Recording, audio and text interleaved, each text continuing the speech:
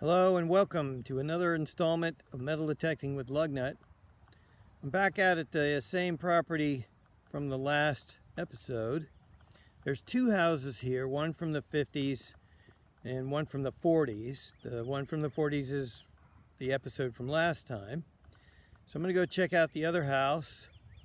We'll see what's under the grass. See you at the first target.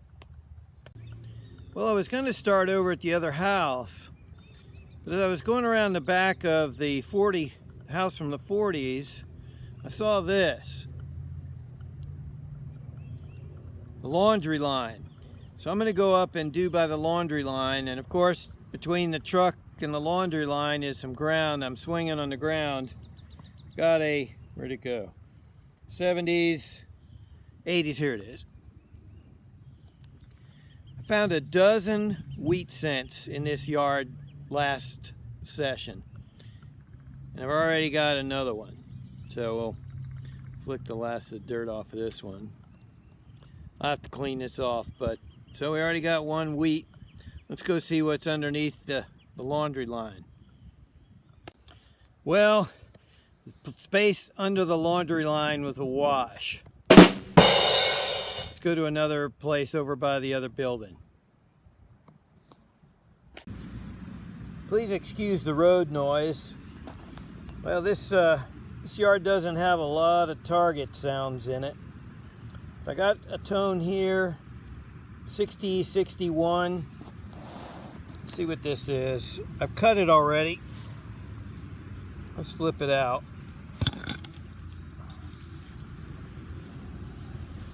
Oh, what's that?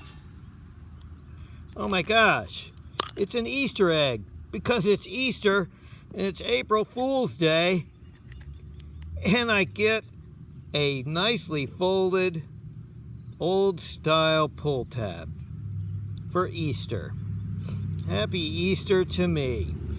Happy April Fool's Day to you. Next target. Just a couple swings away from my Easter pull tab. At a 50, 51, 52 signal. You can see the imprint here. So if we go down here, you can see there's some kind of nickel-sized item.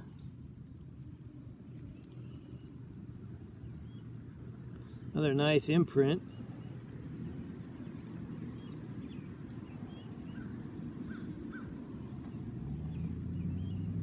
Oh, there he is.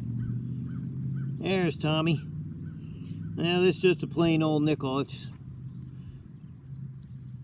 see if we can get a date off it. There you go. I can't see it, but you probably can. And I'll look at it and put it in the video. Now, I'm going to run around the backyard. I think hopefully it has more targets. Well, just a couple feet away from the nickel was this surface find. So it's at least a copper penny. 71D. I'll take it. I just flipped a 77-78 signal out of this hole. Look at this. Now this is no April Fool's.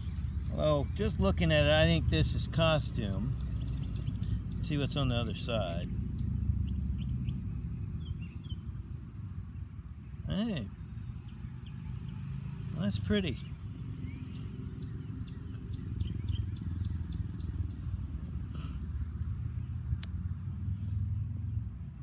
Let me clean this up. I'll be right back.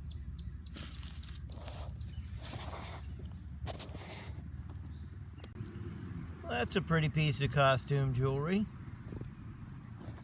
And in the back it says, I believe it says, Italy, Italy. Yep. Little piece of Italian costume jewelry. Flowers found on a spring day, April the 1st. Well, that's definitely different. I like that. See if the owner recognizes it. Okay, next target. Well, here are a pair of wheats. We're just a foot or so apart. 1944 and 1945. On the 45 first. This is the imprint of the 44. Haven't found much more. I found another modern nickel. That first nickel we found was a 40. And 3 or 4 memorial pennies. And a couple pieces of trash, so I'm gonna keep going. I'm just a few feet away from this kid's playhouse. And we got us a kid's shovel.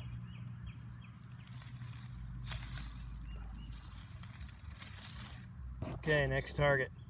Well, just got a screaming 90, 91 signal. But here it is right here.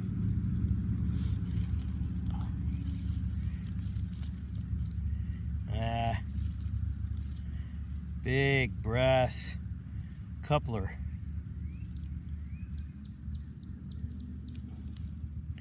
Well, that'll give you a heart attack. I'm gonna go back over to the older house. Hit parts of the yard I didn't touch yet.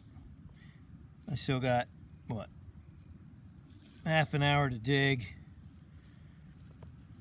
All right, next target.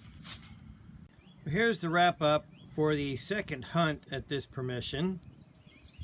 As usual, we'll start with the junk. Lots of junk. That sounded really good.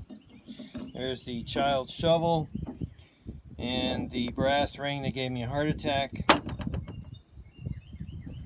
Got some clad. The one nickel here is a 40, which was kind of nice, old nickel. Got 1, 2, 3, 4, 5, 6, 7, 8, 9, 10, 11. Let's see, we had 11 wheats the day before. Now we have 11 memorials, one of which lost a battle with the lawnmower. And we have 5 wheats today. And the very nice item for today is our little piece of costume jewelry. Did a little research on it. It is, like it says on the back, Italian. This particular one, as far as I can tell, because of the filigree around the edges, is probably from the 50s or early 60s. Those are little pieces of glass stuck down into a kind of a gluey cement to arrange the flowers. And it's called pietra dura. Basically, I think meaning more or less durable paint. Because of course the glass isn't going to wear away. It is a form of Italian art called a micro mosaic. Mosaics go back as far as, Rome and even further. They were kind of invented in order to make art that was more durable than paint. Sometimes the paint would wash away if it got moist or whatever. So they started using stones and colored rocks like lapis and jade and those kinds of things, but now they're using glass. These are larger pieces.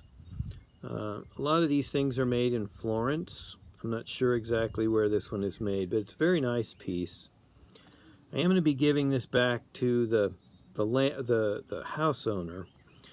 The woman believes that this may have belonged to her mother because she recognized it, and she thinks there's a companion piece, so she's in the process of looking for that, and hopefully we can put the two pieces back together. This may have been lost by her children playing out in the yard or something, but it's really a very nice piece of art. You can get an idea of how big it is. And That's just a really snazzy find. That's not something you're going to find every day. Piece of Italian glass mosaic. Well, I hope you enjoyed this episode. Please come back and we'll go hunting again for what's under the grass. Bye for now. I brought the piece of jewelry back to the owner, and she brought out a companion piece. So that's really cool. So now they're back together again. And so we have a happy ending.